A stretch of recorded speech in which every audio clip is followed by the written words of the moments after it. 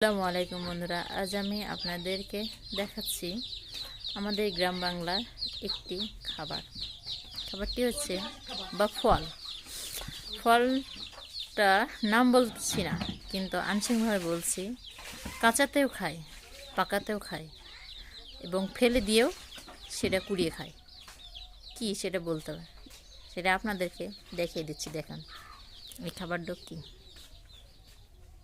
না, ফুপড়া, তালের ফুপড়া। আসলে এই ফুপড়াটা আমরা গাছ থেকে যখন খাওয়া হয়ে যায় ফলটা পাকার পর, তারপর ফেলে দিয়ে ওটাকে কুড়িয়ে খাই।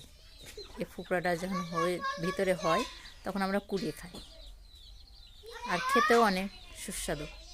আপনারা কোন কোন জায়গা থেকে আমার এই ভিডিওটা দেখছেন বা কে কে ফুপড়াটা খেয়েছেন তা আমার কমেন্টে জানাবেন।